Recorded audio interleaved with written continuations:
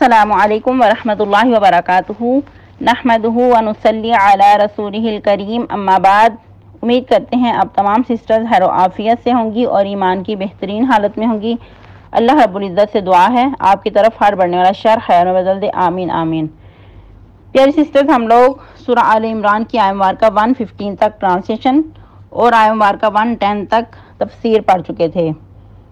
तो आज नेक्स्ट आपको ट्रांसलेशन का लेसन नहीं दिया जाएगा, बल्कि जो तफसीर का लेसन है वो भी कल वाला ही रिकैप किया जाएगा।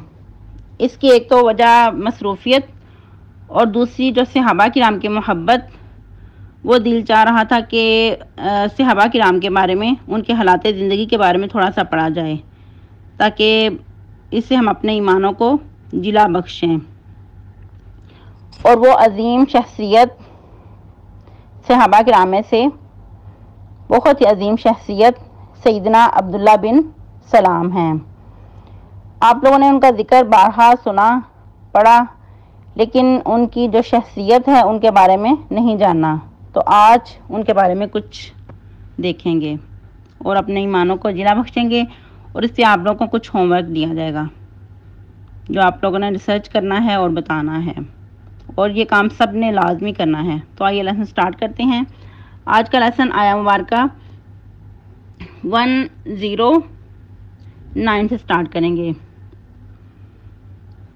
रब्बी इश्रह ली सदरी व यस्सिर ली अमरी वहलुल उक़दतम मिन लिसानी यफ़क़हू क़ौली। अल्लाहुम्मा बारिक लना फ़ी औक़ातिना, अल्लाहुम्मा फ़क़्क़िहना फ़िद्दीन, अल्लाहुम्मा इन्नी अस्अलुकल हुदा वत्तुक़ा वल अफ़ाफ़ वल ग़िना, अल्लाहुम्मा अल्हिमनी रुश्दी व अइज़्नी मिन शर्रि नफ़्सी, अऊज़ु बिल्लाहि मिनश शैतानिर रजीम, बिस्मिल्लाहिर रहमानिर रहीम, वलिल्लाहि मा फ़िस समावाति व मा फ़िल अर्ज़ व इलल्लाहि तुरजउल उमूर। कुन्तुम खैरा उम्मतिन उख़रिजत लिन्नासि तअमुरूना बिल मअरूफ़ि व तन्हौना अनिल मुनकर व तुमिनूना बिल्लाह वलौ आमना अहलुल किताबि लकाना खैरल लहुम मिनहुमुल मुमिनून व अक्सरुहुमुल फासिकून। अल्लाह ही के लिए है जो कुछ आसमानों में है और जो ज़मीन में है, और सब काम का इंजाम अल्लाह ही की तरफ लौटने वाला है। जिस तरह कि इससे पहले की आयत मुबारका में हम पढ़ चुके कि इत्तेहाद कायम करने के लिए और फ़िरका वारियत से जो इंसान बचेंगे क्या क्या काम करने चाहिए, और उसके बाद फिर जो लोग इस पे गामजन होंगे, कारबंद होंगे, तो उनके चेहरे सफ़ेद होंगे। इसके बरक्स जो लोग फ़िरका वारियत में मुब्तला हो जाएंगे और ईमान का दावा करने के बाद भी कुफर का शिकार हो जाएंगे। कुफर से मुराद कुफर दूना कुफर है। तो ऐसे लोगों के चेहरे क़यामत के दिन कुफर करने वालों के स्याह होंगे। और फिर मज़ीद इसमें कुछ ऐसे भी लोग होंगे कि जो आराम से जन्नत में चले जाएंगे। और जिस तरह के सबसे पहले जो जाने वाला लश्कर है वो 70,000, और एक हदीस के मुताबिक 70,000 100 पे मुश्तमिल लश्कर होगा। और वो लश्कर किस तरह जन्नत में जाएंगे, एक साथ किस तरह जाएंगे। अमूमन हम जब कहीं जाते हैं तो हम कहते हैं कि गैदरिंग ना हो जाए, हम कितार बनाकर जाते हैं, सफ़ बनाकर जाते हैं। वो एक दूसरे का हाथ पकड़कर, हाथ में हाथ डालकर इस तरह वो जाएंगे, यानी कि एक बार ही सब यानी कि जन्नत में दाखिल हो जाएंगे। सुभान अल्लाह, क्या वो समा होगा।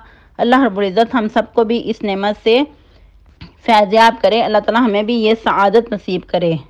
और याद रहे कि जो सबसे पहले जाने वाला लश्कर है ये उनकी बात हो रही है। और एक हदीस के मुताबिक ऐसे लोगों के चेहरे 14वीं चाँद की तरह रोशन होंगे, चमकदार होंगे, चमक रहे होंगे। और अंदाज़ा लगाएं कि इतना बड़ा लश्कर और एक साथ हाथ में हाथ डालकर जब जन्नत में दाखिल होगा तो जन्नत का जो दरवाज़ा है वो कितना बड़ा होगा, उसकी अर्ज़ कितनी ज़्यादा होगी। ये अल्लाह रब्बुल इज़्ज़त अपने सबसे पसंदीदा बंदों को अता करेंगे। ये सआदत बहुत ही बड़ी, बहुत ही अजीम सआदत है। फिर अल्लाह रब्बुल इज़्ज़त ने फरमाया कि ये सब कुछ जो आप पे जिम्मेदारियाँ डाली गई हैं ये अल्लाह ताला का बंदों पे जुल्म नहीं है, बल्कि बंदों के हक़ में ही फ़ायदा है। फिर मज़ीद अल्लाह ताला फरमाते हैं कि सब कुछ आसमानों जो ज़मीन में है अल्लाह ही का है, तुम्हारा तो खुद कुछ भी नहीं, तुम तो खुद अल्लाह ताला के मुख्ताज हो और अल्लाह ताला गनी है। जिस तरह और भी आया मुबारका से पता चलता है। تو ادھر بھی اللہ تعالیٰ نے مختصر فرمایا کہ سب کچھ اللہ ہی کے لیے ہے، جو کچھ آسمانوں میں ہے اور جو کچھ زمین میں ہے، اور تمام کاموں کا جو انجام ہے اللہ ہی کی طرف لوٹا جاتا ہے، اللہ ہی کی طرف لوٹایا جاتا ہے۔ انسان عموماً ان چیزوں سے کیوں پیچھے رہتا ہے؟ اس کے اندر حب جاں، حب مال، یہ چیزیں آڑے آتی ہیں۔ لیکن اگر انسان سوچے کہ میرا جو نفس ہے، میری جو جان ہے وہ اللہ کی عطا کردہ ہے، جو مال ہے، جو دنیا کی نعمتیں ہیں، یہ بھی اللہ نے عطا کی ہیں، اگر ان کو قربان کروں گا تو ہے تو اللہ ہی کا سب کچھ، تو پھر انسان کے اندر یقیناً ان چیزوں کی محبت کم ہوگی۔ لیکن جب انسان کہتا ہے کہ سب کچھ میرا ہے، میری ہی محنت کا مجھے پھل ملا ہے، تو پھر انسان کے اندر بخل آتا ہے، پھر انسان کو اپنی جان بھی پیاری ہوتی ہے، اپنا مال بھی پیارا ہوتا ہے۔ پھر ہمیں نیکسٹ آیا مبارکہ 110 میں امت محمدیہ کی کچھ جو اہم خصائص تھے، جو ان کی خوبیاں تھیں، جو ان کی فضیلت تھی، اس کے بارے میں پڑھا۔ لیکن خیرہ امہ کب ہو سکتے ہیں؟ جب امر بالمعروف اور نہی عن المنکر کریں۔ اس میں دیکھتے ہیں کہ کیا جو یہ فریضہ ہے، کیا فرض عین ہے یا فرض کفایہ ہے۔ سب سے پہلے فرض کفایہ اور فرض عین کے بارے میں تھوڑی وضاحت کر دوں۔ اگر آپ لوگوں کو یاد ہو، پہلے بھی آپ کو بتایا جا چکا ہے، فرض عین کہ ہر جو فردن ہے، ہر ایک پہ فرض ہونا، ہر مسلمان پہ اس کی فرضیت ہو جانا۔ لیکن جو فرض عین ہے، فرض کفایہ ہے، وہ اگر معاشرے کے کچھ لوگ کر لیں تو سب کی طرف سے فرض ادا ہو جاتا ہے۔ یہ اس میں فرق ہے۔ دوبارہ سے ریپیٹ کر دوں، فرض کفایہ کہ اگر معاشرے کے کچھ لوگ یعنی کہ کچھ مسلمان ادائیگی کر دیں تو سب کی طرف سے وہ ادائیگی ہو جاتی ہے۔ جو فرض عین ہے وہ ہر ایک پہ فرض ہوتا ہے۔ اس کی مثال جس طرح جو اعتکاف ہے یہ فرض کفایہ ہے، جو جنازہ ہے وہ بھی فرض کفایہ ہے، یعنی کہ مسلمان کا جنازہ پڑھنا اگر کچھ لوگ بھی پڑھ لیتے ہیں تو وہ سب کی طرف سے فرض ادا ہو جاتا ہے۔ اسی طرح جو جہاد ہے وہ بعض اوقات عموماً تو فرض کفایہ ہے، لیکن بعض اوقات وہ فرض عین بھی ہو جاتا ہے۔ اگر وقت کا حاکم حکم کر دے کہ سب لوگ ہی جہاد کے لیے نکلیں وقت اور حالات کے تحت کو مد نظر رکھتے ہوئے، تو پھر وہ سب پہ فرض ہو جاتا ہے، فرض عین ہو جاتا ہے۔ تو اس میں اہل علم کہتے ہیں کہ جو یعنی کہ امر بالمعروف اور نہی عن المنکر کرنا، بعض کہتے ہیں کہ فرض عین ہے اور بعض کہتے ہیں کہ فرض کفایہ ہے۔ اگر اوورآل دیکھا جائے تو جو اہل علم ہیں ان پہ یہ چیز فرض عین ہے، کیونکہ ان کے پاس علم ہے، ان کی ذمہ داری بنتی ہے کہ وہ اپنے علم کے مطابق لوگوں کو برائی سے منع کریں اور اچھائی کا حکم دیں۔ تو جو عوام جاہل ہے، جو نادان ہے، جو لا علم ہے، تو ان پہ پھر یہ چیز فرض عین نہیں بلکہ پھر فرض کفایہ ہے۔ پھر ہم نے اس آیہ مبارکہ میں پڑھا وَلَوْ آمَنَ أَهْلُ الْكِتَابِ لَكَانَ خَيْرًا لَهُمْ، اگر ایمان لے آتے اہل کتاب تو ان کے لیے بہتر ہوتا۔ پھر فرمایا کہ بعض ان میں سے مومن ہیں اور اکثر ان میں سے نافرمان ہی ہیں۔ پھر ہم نے اس میں پڑھا کہ کچھ صحابہ کرام ہیں جس طرح کے پہلے وہ نصارہ کے ساتھ تھے تو بعد میں مسلمان ہو گئے، اور انہی سرفرست میں سے سیدنا عبداللہ بن سلام بھی ہیں، ان کے بارے میں انشاءاللہ ہم پڑھتے ہیں۔ اس سے پہلے ایک حدیث پڑھ لیتے ہیں تاکہ مزید اس کی وضاحت ہو جائے۔ جس طرح کہ سیدنا عبداللہ بن عمر فرماتے ہیں کہ نبی کریم صلی اللہ علیہ وسلم فرمایا کہ یہود و نصارہ کے مقابلے میں تمہارا دنیا پہ رہنا ایسے ہی ہے، یعنی کہ امت محمدیہ کا جس طرح کے عصر سے لے کر مغرب تک، یعنی کہ تورات والوں کو جب تورات دی گئی تو ان سے کہا گیا کہ صبح سے لے کے دوپہر تک تم لوگوں نے کام کرنا ہے۔ جب وہ تھک گئے تو ان کو ایک ایک قرات اجر دیا گیا۔ پھر انجیل والوں سے کہا گیا کہ تم لوگوں نے ظہر سے لے کر عصر تک محنت مزدوری کرنی ہے۔ تو جب وہ تھک گئے، وہ کام کر کے ان کی مزدوری ان کو کتنی دی گئی ایک ایک قرات۔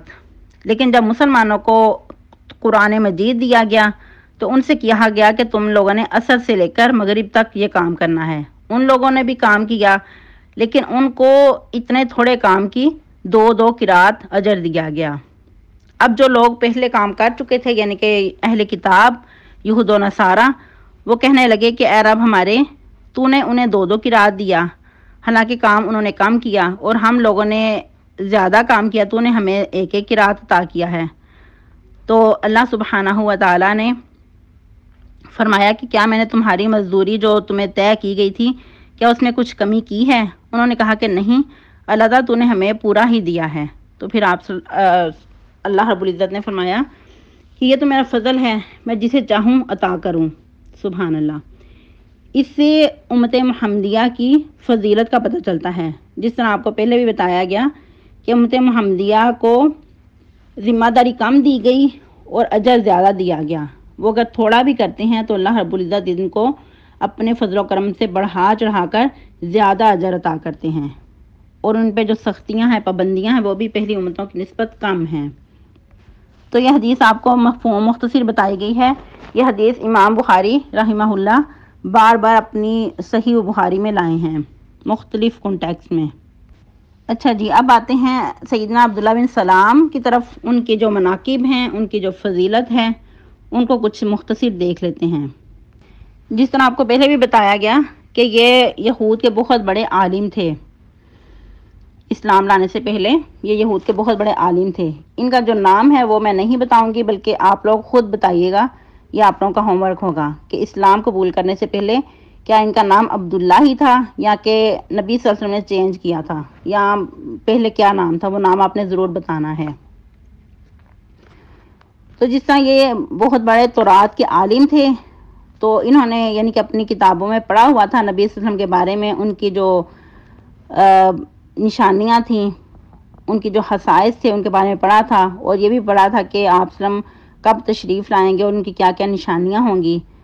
تو ان کو بہت انتظار تھا، اور اس انتظار میں تھے کہ کاش وہ نبی آئیں اور میں ان کے ہاتھ پہ بیعت کروں۔ تو یہ ہر وقت ان کے انتظار میں رہتے تھے۔ تو وہ وقت پھر آن پہنچا کہ جس کا ان کو شدت سے انتظار تھا۔ تو اسی طرح ان کی چچی جان تھیں ادھر، تو انہوں نے جب سنا کہ یہ اس طرح اللہ اکبر کہہ رہے ہیں، تو ان کو کچھ ڈانٹا، برا بلا کہا کہ یہ کیا تم اس طرح شور سا مچا رہے ہو، اتنی خوشی تمہیں کس چیز کی ہو رہی ہے؟ تو انہوں نے بتایا کہ آپ اس طرح پریشان نہ ہوں، اس طرح یعنی کہ وہ سچے نبی ہیں۔ تو وہ کہنے لگی کہ اچھا وہ جن کے بارے میں تم اکثر کہا کرتے ہو، تم اکثر ذکر کرتے ہو؟ تو کہنے لگے ہاں بالکل۔ تو کہتے ہیں کہ اسی وقت یہ فوراً بھاگم بھاگ مسجد قباء کی طرف چل پڑے، اور فوراً جا کر وہاں دیکھا تو ایک بہت بڑا مجمع تھا، یعنی کہ صحابہ کرام آپ صلی اللہ علیہ وسلم کے آس پاس بیٹھے ہوئے تھے، اور بہت ہی یعنی کہ پر رونق وہ مجلس تھی، اور بہت ہی زیادہ خوشیوں کا سما تھا۔ تو یہ بھی بہت خوش ہوئے۔ اس وقت انہوں نے کچھ آپ صلی اللہ علیہ وسلم کے زبان مبارک سے سنا تھا۔ وہ کیا تھا؟ افشوا السلام واطعموا الطعام وصلوا باللیل والناس نیام۔ اور ایک اور روایت میں آتا ہے کہ وصلوا الارحام، یعنی کہ 4 باتوں کا، اور ایک حدیث میں 3 باتوں کا ذکر آتا ہے۔ اور اس وقت انہوں نے 3 سوال کیے تھے نبی صلی اللہ علیہ وسلم سے، اور اس وقت کہا کہ ہم نے اپنی کتابوں میں پڑھا ہے کہ ایک نبی کے علاوہ ایک نبی ہی ان سوالوں کے جواب دے سکتے ہیں۔ اور آپ لوگوں کا یہ بھی ہوم ورک ہوگا کہ آپ نے یہ 3 سوال بتانے ہیں کہ وہ سیدنا عبداللہ بن سلام نے کون سے وقت سوال کیے تھے، اور آپ نے پھر ان کا جواب بھی دیا تھا۔ اور اس وقت پھر انہوں نے اسلام قبول کر لیا نبی صلی اللہ علیہ وسلم کے دستے مبارک پر، اور اس وقت پھر انہوں نے کہا کہ میں نے ابھی اپنا جو اسلام ہے وہ بھی میں چھپا کر رکھوں گا، ابھی میں اپنے لوگوں میں ظاہر نہیں ہونے دوں گا۔ اور یہ بھی کہا جاتا ہے کہ جو ان کی چچی جان تھی پھر وہ بھی مسلمان ہو گئی تھیں۔ تو اس کے بعد پھر انہوں نے جب اپنا اسلام کے بارے میں جب اپنے لوگوں کو بتایا تو وہ بہت ہی سخت ان کا ریئیکشن تھا۔ یہ بھی آپ لوگوں نے بتانا ہے کہ ان کے لوگوں کا کیا ریئیکشن تھا۔ پھر یہ وہ صحابی ہیں کہ جن کو نبی صلی اللہ علیہ وسلم نے جنت کی بشارت دی۔ سبحان اللہ، کیا ہی وہ سما ہوگا کہ جب نبی صلی اللہ علیہ وسلم کی زبان مبارک سے یہ بات انہوں نے سنی ہوگی، شاید ان کو اپنے کانوں پہ یقین نہ آتا ہو کہ جب نبی صلی اللہ علیہ وسلم نے فرمایا کہ یہ تو ایسا شخص ہے کہ تو موت تک یعنی کہ مرنے تک اسلام پہ قائم رہے گا، اور ان کو جنت کی بشارت بھی دی۔ اور ایک اور صحابی بتاتے ہیں کہ نبی صلی اللہ علیہ وسلم نے فرمایا کہ زندوں میں جن کا شمار ہے، یعنی کہ زندہ شخص جن کو بشارت دی جا رہی ہے، وہ عبداللہ بن سلام ہیں۔ سبحان اللہ۔ پھر ایک اور روایت کے مطابق کہ جس طرح عشرہ مبشرہ کو جنت کی بشارت دی گئی، اسی طرح عبداللہ بن سلام کو بھی جنت کی بشارت دی گئی۔ پھر جب سیدنا عثمان غنی رضی اللہ تعالیٰ عنہ کا محاصرہ کیا ہوا تھا باغیوں نے، 40 دن تک ان کا سخت سے سخت محاصرہ تھا، اور کسی صحابی کو اتنی طاقت نہیں تھی وہ آگے بڑھ کر سیدنا عثمان غنی رضی اللہ عنہ کی کوئی مدد کر سکیں، اور نہ عثمان غنی رضی اللہ عنہ کی طرف سے یہ آرڈر تھا کہ تلواریں اٹھائی جائیں، یعنی کہ ہتھیار اٹھایا جائے، کیونکہ اس وقت باغیوں نے ایسی افراتفری مچائی تھی کہ کوئی پتہ نہیں چل رہا تھا کہ مسلمان کون ہے اور اندر شر پسند کون ہے۔ اور اس چیز یعنی کہ مدینہ الرسول کی حرمت کو قائم رکھنے کے لیے بالکل بھی ہتھیار اٹھانے کی اجازت نہیں تھی۔ تو اس وقت سیدنا عبداللہ بن سلام نے آگے بڑھ کر، جب اتنے سخت حالات تھے کہ کوئی ایک لفظ بھی نہیں بول سکتا تھا، کیونکہ باغی جو بہت ہی بری طرح انہوں نے اپنا شر پھیلایا ہوا تھا اور تلواریں تانی ہوئی تھیں، تو اس وقت عبداللہ بن سلام نے آگے بڑھ کر ان کو بہت پرزور باز کیا۔ سیدنا عثمان غنی رضی اللہ تعالیٰ کی طرفداری میں بہت پیارا مبلغ واز کیا کہ تم لوگ کیا کر رہے ہو، اگر تم نے کچھ ایسا کیا جو تم ظلم ڈال رہے ہو، تمہیں کہیں پناہ نہیں ملے گی۔ دیکھیں کہ کتنے دلیر ہو کر انہوں نے اتنی پرجوش ان کے سامنے تقریر کی، پرجوش واز کیا، لیکن افسوس کہ ان باغیوں پہ اس بات کا کچھ اثر نہ ہوا، انہوں نے بے دردی کے ساتھ سیدنا عثمان غنی رضی اللہ عنہ کو شہید کر دیا۔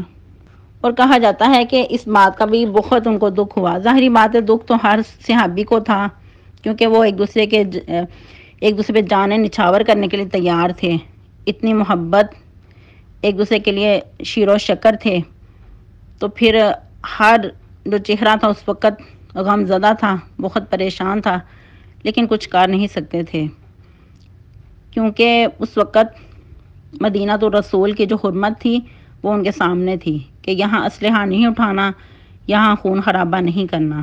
اور اس وقت فرمانے لگے افسوس آج عرب کی جو قوت ہے اس کا فیصلہ ہو گیا، یا کہا کہ اس کا جو خاتمہ ہو گیا، یعنی کہ آج عرب کی جو قوت تھی وہ ٹوٹ گئی۔ اور جو علمی فضیلت تھی ان کی بہت ہی زیادہ تھی، بہت بڑے فقیہ تھے، جس طرح آپ لوگوں نے پہلے بھی بارہا سنا کہ یہ تورات کے بہت بڑے عالم تھے۔ تو ان کے بارے میں کہا جاتا ہے کہ سیدنا معاذ بن جبل کی جب وفات کا وقت آیا تو اس وقت انہوں نے وصیت کی کہ اے لوگوں 4 لوگوں سے علم حاصل کرنا، سیدنا عبداللہ بن مسعود، سیدنا سلمان فارسی رضی اللہ تعالیٰ عنہما، سیدنا ابو درداء رضی اللہ تعالیٰ عنہ، اور سیدنا عبداللہ بن سلام، یعنی کہ یہ 4 لوگوں کا ذکر کیا کہ ان لوگوں سے تم علم حاصل کرنا، گویا کہ یہ علم کے بہت بڑے بڑے پلر تھے۔